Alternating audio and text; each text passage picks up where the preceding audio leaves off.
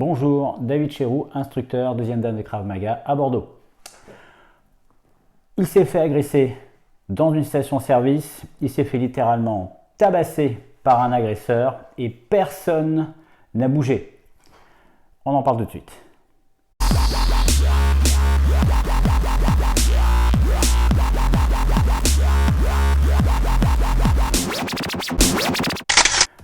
Oui, alors je suis tombé sur une vidéo, apparemment on en parle pas mal en ce moment, mais j'ai pas trop suivi l'actualité, à Dijon sur cette personne qui a été agressée par quelqu'un et qui a été frappée pendant près de 12 minutes, au sol, debout, contre la voiture, jusqu'à même à la fin manquer de se faire écraser puisque l'agresseur a repris sa voiture et a tenté de l'écraser, on le voit bien sur la vidéo. Donc un acte totalement innommable. Et pendant ce temps-là, eh bien, les gens n'ont rien fait autour. Je vous montre la vidéo et je vous en reparle après.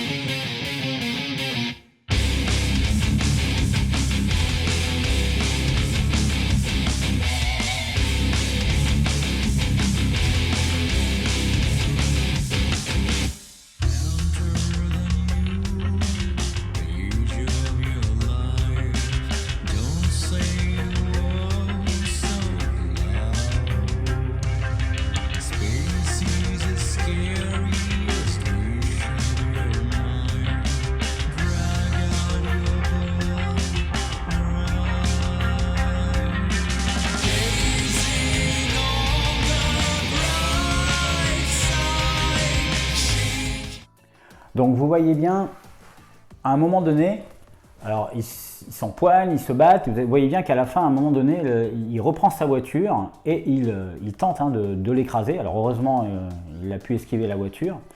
Mais ce qui est terrifiant dans cette vidéo, c'est que personne ne fait rien. Si vous regardez bien les gens autour, à la limite, ce qui est intéressant dans cette vidéo, ce n'est pas l'agression en elle-même, mais c'est le comportement des autres. Je pensais et vous le savez si vous me suivez, je pense que l'être humain est lâche, mais là c'est pire que ça, je pense que le français est lâche. Parce que là pendant 12 minutes, les gens font leur plein, regardent et s'en vont. Alors on parle dans la vidéo originale, là, un journaliste interviewer un psy apparemment, et ça s'appelle le syndrome du spectateur. Donc apparemment quand on assiste à quelque chose de grave, on a une espèce de chose dans notre tête qui nous dit « Ah ben non, surtout ne fais rien, regarde, curiosité morbide ou je ne sais quoi ». Pour moi, je vais vous le dire clairement, c'est de la merde. C'est de la merde. Je veux bien croire qu'en termes de psychologie, de psychiatrie, il y a un syndrome qui existe qui s'appelle le syndrome du spectateur, mais moi je préfère appeler les choses par leur nom. Ce sont des pourritures de lâches, tout simplement. C'est pas une agression qui a eu lieu et qui a duré 5 secondes. C'est pas une agression qui a eu lieu dans un lieu désert, non, c'est un lieu public, ça a duré près de 12 minutes et les gens regardent et s'en vont. Il n'y en a pas un ou une qui a essayé de tenter quelque chose, d'essayer de dire stop, arrêtez de le battre. Il n'y en a pas un qui intervient, on voit bien qu'ils n'ouvrent pas leur bouche, ils regardent, ils restent tous dans leur coin. Il y en a même un dans sa bagnole, il fait le plein et ça a l'air d'être un mec assez costaud. Et puis au moment où il regarde dans son rétro, il regarde derrière lui et au moment où il voit la voiture va l'écraser, puis il regarde, il continue d'avancer et puis il s'en va. Ce sont des pourritures de lâches. Ces gens-là doivent être identifiés et poursuivis par la justice pour non-assistance à personne en danger. Pourquoi je les appelle vraiment des pourritures? Parce qu'on pourrait se dire que bon, c'est certainement comme ça un peu partout. Eh bien non, je suis allé voir sur YouTube pas mal de vidéos. Alors je ne les ai pas compilées pour vous là spécifiquement, mais je les ai regardées. Je suis allé voir plusieurs vidéos sur le même principe que celle-là aux États-Unis. Il y avait aussi en Allemagne, en Russie, et j'en avais visionné quelques-unes aussi qui venaient d'Angleterre. Et bien je peux vous dire que personne n'est aussi lâche qu'un Français. Dans toutes les autres vidéos, on voyait au moins les gens faire quelque chose. Alors pas forcément se jeter sur l'agresseur, mais en tout cas, on voyait que quelque chose se passait. Il y avait une effervescence autour qui se créait et où les gens étaient là, arrêtés, où on essayait de s'approcher, on faisait des gestes, on essayait de faire quelque chose. En plus, là cette fois je fais le parallèle avec le Krav Maga, l'agresseur n'était pas armé. Ni couteau, ni bâton, ni pistolet, ni quoi que ce soit. Il était seul. Donc sérieux les gars, quoi. Sérieux. Il est seul. Je veux dire, un homme seul peut le mettre hors d'état. Il le plaque au sol et puis après, forcément, on va s'y mettre à plusieurs. Parce que comme j'expliquais dans une autre vidéo, c'est à demi lâche, à demi courageux chez certains. C'est-à-dire qu'il faut qu'il y en ait un qui se mette en danger. Et quand il a plaqué le mec au sol, ok, on va aller peut-être l'aider. Bon, pourquoi pas. Si vous êtes une femme, eh bien, vous appelez la police, ou vous criez, ou vous faites quelque chose. Non, il n'y a rien eu de tout ça. C'est totalement déplorable. Je peux vous dire aujourd'hui, j'ai honte d'être français. Franchement, c'est pas étonnant que les Français soient mal vus à l'étranger pour tout un tas d'autres choses, comme les Français, ils n'arrêtent pas de râler, ils sont sales, ils sont toujours en train de discuter les prix, etc. Et ce qui est vrai. Et comme moi, quand je suis à l'étranger, je fais toujours en sorte, autant que je peux, d'être bien vu, ou en tout cas d'avoir un comportement le plus irréprochable possible. Pourquoi? Parce que ben voilà, on est des Gaulois, on est des espèces de rustres, des pauvres cons qui se font passer pour ce qu'ils ne sont pas. Hein, sous prétexte qu'on a une histoire riche de plusieurs millénaires, eh bien on va se croire supérieur à d'autres.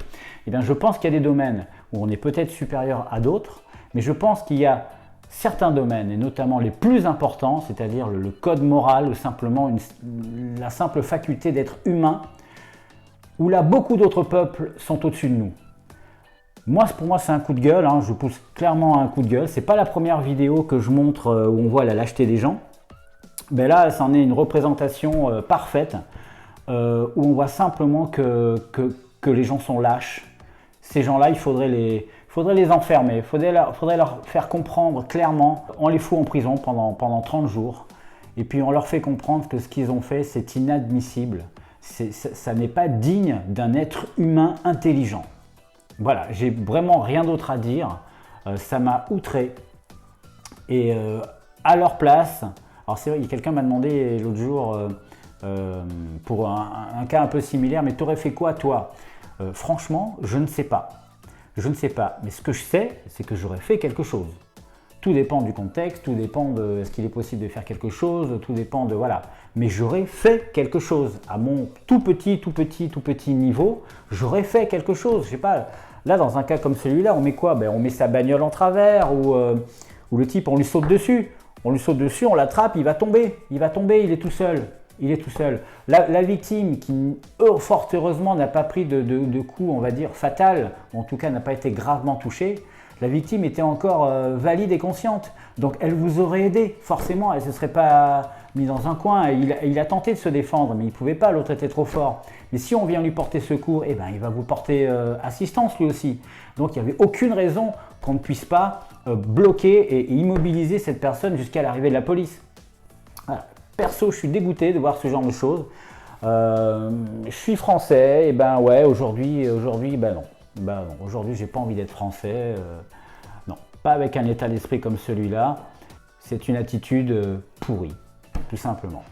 Voilà, une vidéo coup de gueule. Merci d'avoir regardé jusqu'au bout. Je vous dis à bientôt pour une nouvelle vidéo.